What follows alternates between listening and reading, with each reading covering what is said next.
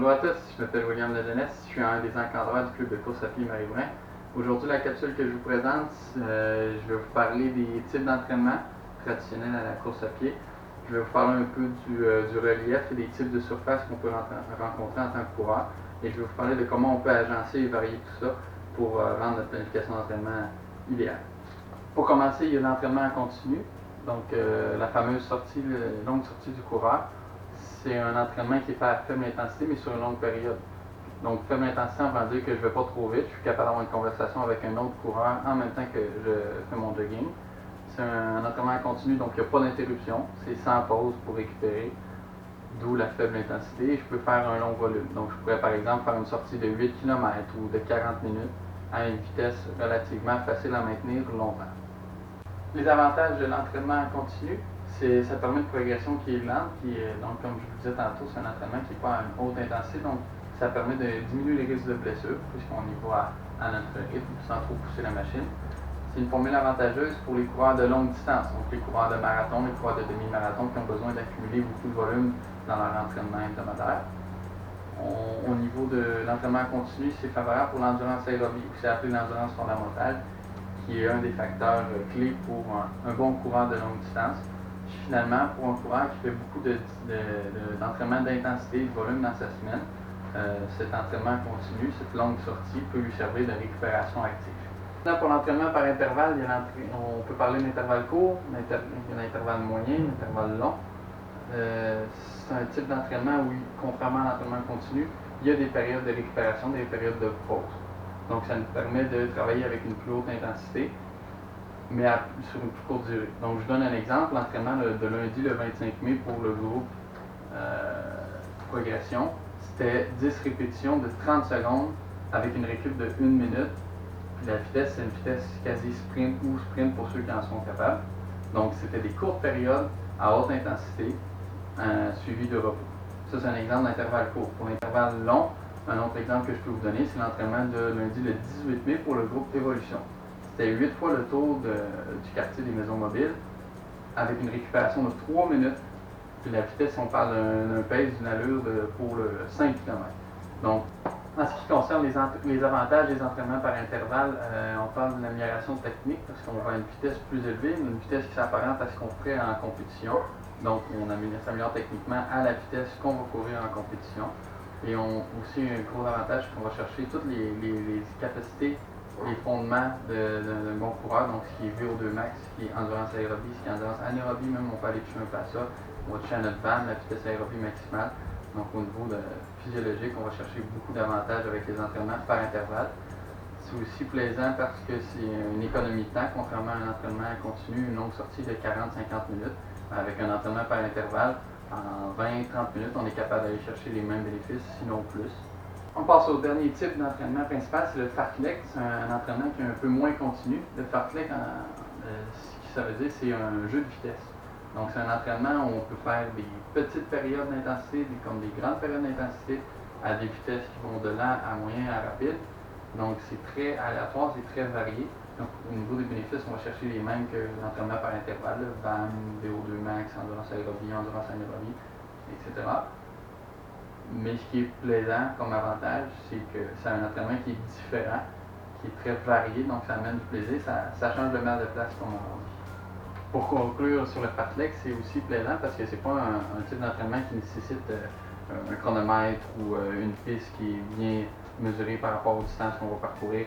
On peut tout simplement aller dans le bois, comme vous voyez dans la vidéo, et se donner des repères. Ok, j'accélère de l'arbre qui est devant moi à l'arbre qui est un peu plus loin. Où je peux dire, j'ai une montée à faire, mais je vais accélérer en montée, rendu au plateau, je vais descendre. Donc c'est vraiment au feeling du coureur, si on peut dire, donc c'est plaisant à ce niveau-là. On passe maintenant au type de relief, donc il y a le plat, qu'on connaît bien, il y a les montées, il y a les descentes. Je vais commencer par les montées, qui est souvent l'aspect le plus redoutable dans un entraînement, quand on a des grandes montées à faire. Ce qui est particulier avec les montées, c'est que ça sollicite davantage de certains membres inférieurs, comme ceux de l'avant de la cuisse, les quadriceps. On peut aussi parler de l'avant de la jambe, le tibia antérieur et les mollets naturellement. Donc, si solliciter plus ces membres-là, ça veut automatiquement dire qu'on risque un peu plus la blessure, comme exemple au talon d'Achille. Mais si c'est bien géré, si c'est bien dosé, Il n'y a pas de problème à ce niveau-là, il faut juste l'avoir en tête, il faut en être conscient, c'est tout. L'entraînement en pente, en montée, qu'est-ce que ça permet? Ben, on va chercher une amélioration de la performance en pente. Donc, si la compétition que vous prévoyez faire, il y a beaucoup de montées, naturellement, ça va vous aider. Au niveau technique, il y a quelques petites adaptations à faire que vous allez pouvoir voir dans la vidéo. Premièrement, il faut abaisser le centre de gravité, il faut baisser un peu le bassin, mais tout en restant grand. Donc, je ne m'incline pas trop vers l'avant ou vers l'arrière, je reste grand. C'est comme s'il y avait une ficelle qui tire sur ma tête vers le haut.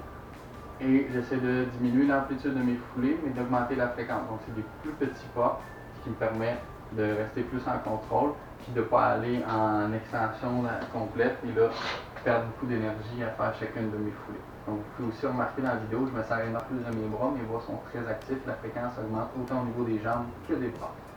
Maintenant, en ce qui concerne les descentes, c'est toujours plus plaisant sur le moment, même si on compare ça aux montées, mais ça demeure un aspect très technique de la course à pied. Donc, quand on fait des descentes, c'est des mouvements qu'on essaie de freiner notre corps, c'est très excentrique pour l'aspect musculaire. Donc, si je pense à mes fessiers, mes ischio-jambiers, c'est des mouvements que je risque de se ressentir des courbatures le lendemain, c'est tout à fait normal. Les petites particularités techniques, les adaptations techniques qu'on va faire lorsqu'on descend une pente, c'est un peu comme lorsqu'on le monte, on veut baisser le bassin. Cette fois, même si on reste grand, on veut peut-être se permettre de s'incliner vers l'avant. Le but, c'est de rester en contrôle, d'être à l'aise. Mais on va encore diminuer l'amplitude de nos foulées tout en augmentant la fréquence, donc avoir des mouvements de jambes plus rapides, même chose au niveau des bras. Parce que si on va dans les longues foulées, là, ça met beaucoup de pression au niveau de nos genoux, de nos articulations, c'est là qu'on peut faire plus de risques de blessures. Donc je parle des différentes surfaces où on peut courir, là, que ce soit l'asphalte, que ce soit le synthétique, le gazon, les sentiers de terre battue, une piste d'athlétisme en poussière de roche comme on a à la polyvalente. Donc tout type de surface amène une variation inconsciente dans notre technique de course, ce qui est bien, parce que si on courait toujours sur la même surface, exemple un coureur qui s'entraîne toujours sur la route, sur les mêmes routes, ben, ça finit que c'est les mêmes mouvements qui se répètent. Donc là, on parle peut-être de risque de blessure, de surutilisation. C'est pour ça que c'est important de varier. Donc il n'y a pas une surface qui est meilleure que l'autre, ça dépend toujours de tes objectifs, mais ce qui est bien important de souligner, c'est qu'il faut varier. Un petit truc que je vous donne pour le type de surface par rapport à l'entraînement, c'est exemple que j'ai pour objectif de faire un demi-marathon, que le parcours je le connais, ça va être très plat, très peu de montée, très peu de descente. Mais les derniers entraînements spécifiques d'intervalle que je vais faire qui précèdent mon demi-marathon, je vais les faire sur un parcours qui est plat, qui a peu de montée, qui a peu de descente. On parle ici de spécificité dans l'entraînement. Et à l'inverse, ce que je vais faire pour doser, pour continuer de varier, mes longues sorties, mon entraînement continu, je pourrais la faire sur une surface qui est plus moche. Je pourrais aller en sentier de terre battue dans le bois, par exemple, tout en conservant la spécificité reliée à ma compétition, en faisant des entraînements par intervalle sur un parcours de route. En conclusion, je vous remercie de m'avoir écouté. Je vous résume rapidement ce que j'aimerais vous retenir de la capsule. Qu'on parle des surfaces d'entraînement, qu'on parle du relief, qu'on parle des styles d'entraînement que nos encadreurs utilisent. On doit se souvenir de varier.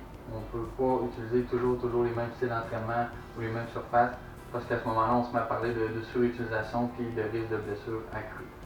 Je vais terminer en vous remerciant de votre écoute et si vous avez des questions ou des commentaires, que ce soit des questions plus précises par rapport aux intervalles ou au type de surface, la durée ou des récupérations qui sont optimales, gênez-vous pas pour nous écrire, que ce soit à moi, que ce soit aux autres encadreurs, que ce soit au club directement.